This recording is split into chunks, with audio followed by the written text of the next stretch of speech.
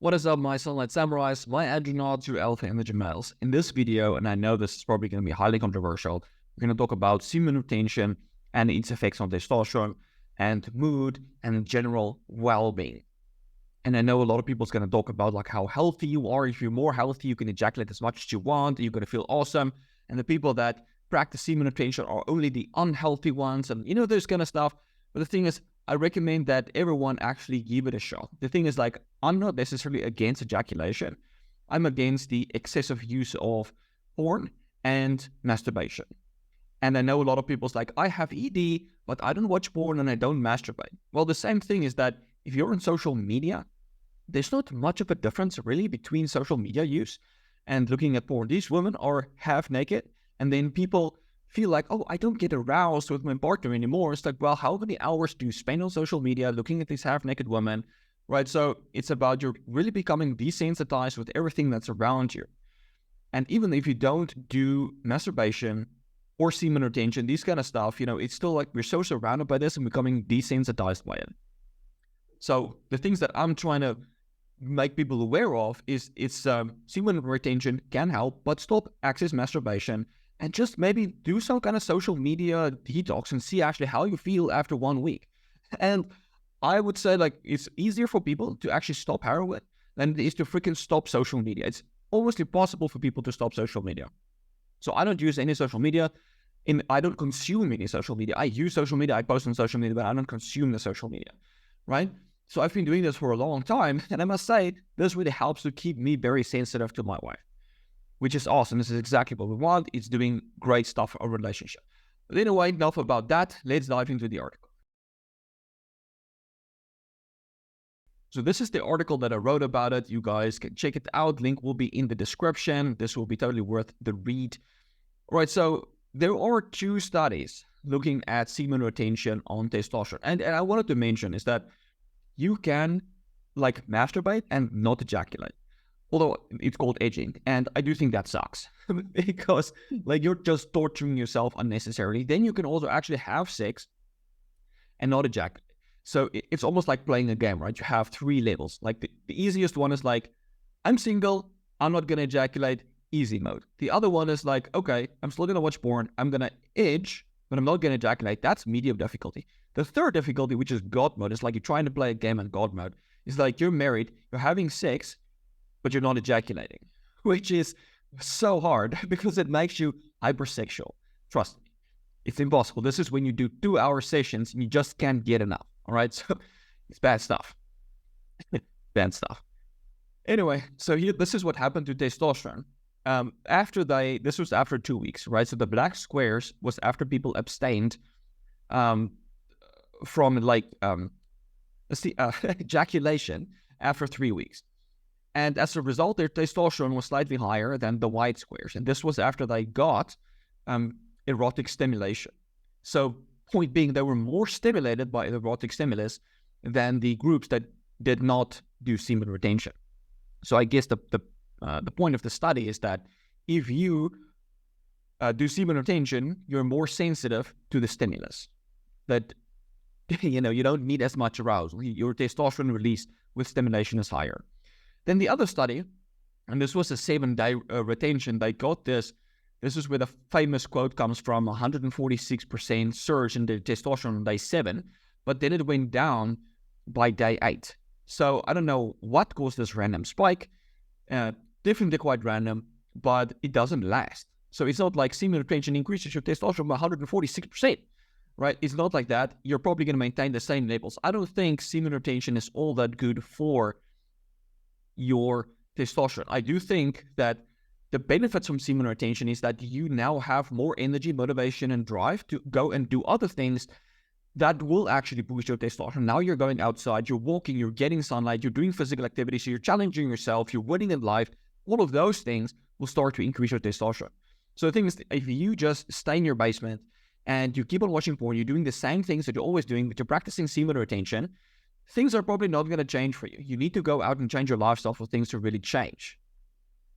But basically what the studies is showing is that it will probably not increase your testosterone, but it will make you more sensitive to stimulus.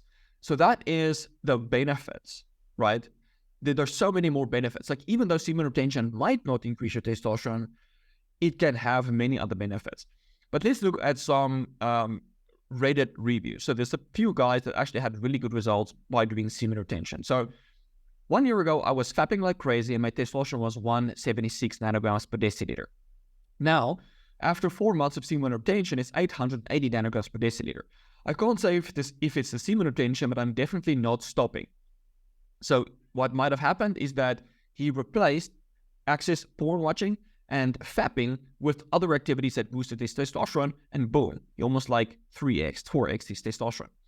Right, so this was the famous Reddit post of the guy that did like a 300-day streak, and he tested his free testosterone.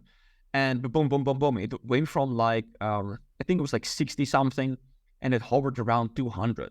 So it's like tripled his free testosterone within, I want to say like 3 months, 2 months. In a very short period of time, he actually like tripled his testosterone. You don't have to do this for 3 years to get the benefits, but he was able to maintain it. And then he also tested his total testosterone, which was close to 1,000 nanograms per deciliter during this time. So I don't know what it was before, but this was during his semen retention. So a few other people reported the same thing, right? That they increased their testosterone. You're not going to get, if it's not necessarily that you're going to get massive testosterone. So this guy went from 175 nanograms per deciliter up to 350, right? And then stopped semen retention and dropped down to 200. So this guy did definitely get a boost, almost like a doubling of his testosterone. And so it's not like he's becoming an alpha in the male, but it's still giving him benefits. So the thing is, there's many other benefits, even though it might not increase your specific testosterone. If you replace that activities with other activities that will boost your testosterone, you will be better off for it. You will be more stimulated to sexual stimulation. You will have more motivation and drive. You will have more energy. You will feel better. A lot of people actually reported that their physiques look better and harder. They perform better. They get stronger. Like there's so many benefits to doing semen retention. So as I mentioned at the beginning of the video, it's not necessarily about the semen retention. It's about stopping access porn watching, masturbation, access social media scrolling. Get out of that docile life and becoming active, doing stuff with your life. Start winning in your own life. Stop watching how other people are winning. Start winning in your own life. This will have the biggest effect on your well-being and your testosterone. And then occasionally, why not still ejaculate? If you're married, you're having a happy relationship, why not, when you have sex, ejaculate? Maybe once in a while you can practice some semen retention. Why not? That's always fun. It does give you like a massive boost in libido. You go pretty bonkers while doing it. And I must say, sometimes it's worth it to do it like that. And some people, because they're unhealthy, have different refractory periods, right? That is something that you have to take in mind. So when you ejaculate, you do get a certain prolactin and so on. So lots of people can resonate with this. But when you ejaculate, you feel like more tired, more calm, a little bit more like, yeah, I got my relief. I'm satiated. You got the satiation feeling, which is not bad, right? This satiation in everything in life is good. Like you ate a meal, you're satiated. That's good. If you eat too much, you're going to become obese, right? If you had sex, you're satiated, right? You don't need to have sex again. And so the average sexual frequency is, I think, two times a week. That is the average sexual frequency amongst adults, right?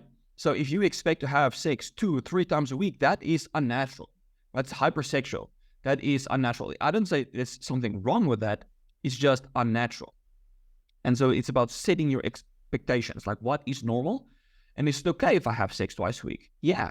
Will it be negative to my relationship if I have sex twice a week?